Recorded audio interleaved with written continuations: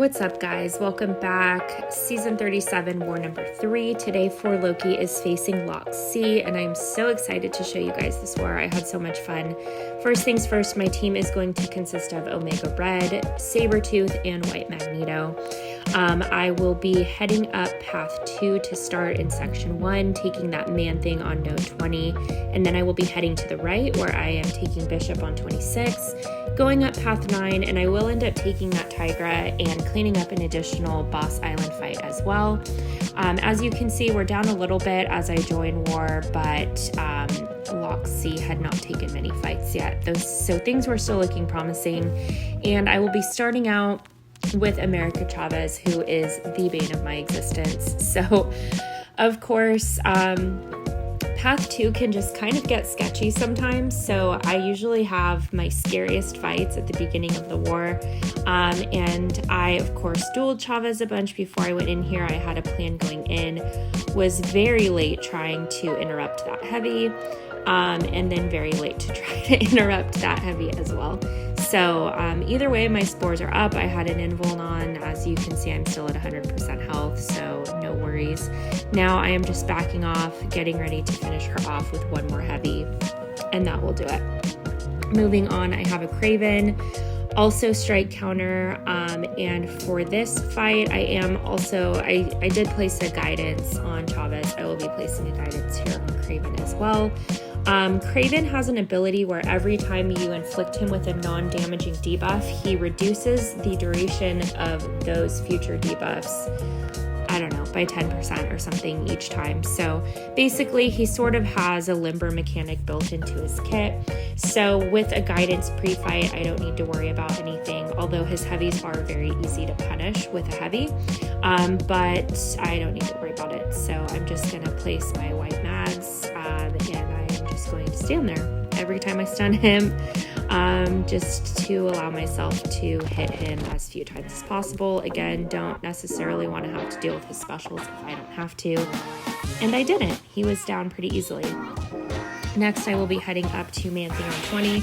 Manthing is not a good placement here anymore, simply because he doesn't benefit from the node at all, and he does have so many counters nowadays that it really doesn't matter too much. He doesn't gain any sort of armor. The former static defense node is gone, as well as the, I can't remember the name of it, but the one where they get an armor every 10 hits doesn't happen anymore. So basically, I have a guidance here. I also had an Odin shock pre-fight placed for me here, which you will see come into play later on. There, I misjudged my power through a special one, which you pretty much never want to do, but it's okay. Fight is still under control. He is still dying and will be down in just a second.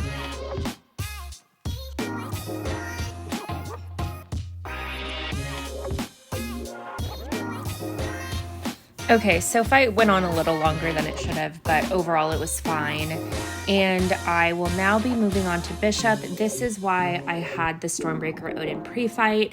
This allows me to take very, very minimal shock damage every time I'm inflicted with a shock, and this is now Hazard Shift, Shock, and Bleed. It also has Conflictor on it, but since I am using my final Whags pre-fight here, I don't need to worry about anything. And basically my strategy here is to just not let him throw any specials. So as you can see, I'm just backing off. I will throw another heavy here to lock in my spores, which will push him to a special one, but he is rapidly fading away, so no worries. And then I will be heading over to Path 9, starting out with this Rintrah. So this Rintrah has one eye open on it, which basically means that I do not want to hit him while he's stunned, so I am going to just play it stun immune. And yeah, I was pretty nervous for this one. Practiced the heavy counter quite a bit and felt good about it. This is also Hazard Shift, Shock, and Bleed, so as you'll notice, I'm playing this quite differently than I would play a normal Omega fight, just because I know that I'm going to have Deathfield back pretty soon. I also do want to knock Rintrah down a lot so that I don't have to worry about his mystical charges. Once he has 10, if I have him in the corner, he will root me. And right here is where I'm going to make a mistake. I should have pushed him back into the center of the map. It's actually right here where I do it. But instead, I noticed his mystical charges were getting up there, higher than I wanted them to be, so I just decided to counter some more heavies. And for some reason, I wasn't thinking about how Rintrah automatically roots you when you're in the corner and he ends an attack to light. I thought that was only going to happen if he had 10, so that was a mistake on my part. I just misplayed it. But I had my invuln on. As you can see, the ruptures from that happening did quite a bit of damage. So at this point, I am just waiting it out, letting my spores do the work and not letting him go to special 3 because I don't want it to happen, finishing him off here. So yeah, I definitely could have played that fight better, but overall, I definitely had some takeaways from it for if I see it in the future. And if you guys will notice, I'm using 30% champ boost for all of my fights. It's because I had like 6 in my overflow that were going to be expiring in like 24 hours. So I wanted to use those up. There, I just messed up on his heavy, which happens way more often than it should. He, of course, dexed out of that heavy. But otherwise, the fight is going perfectly fine. He is going to be down pretty quick.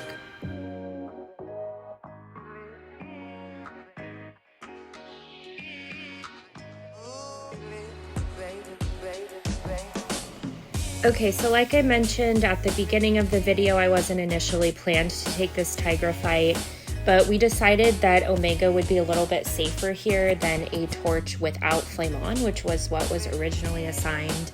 And basically my strategy here is to not push her over a bar of power until the fight's basically over. So that is what I'm going to do. And yeah, I will just let it play out.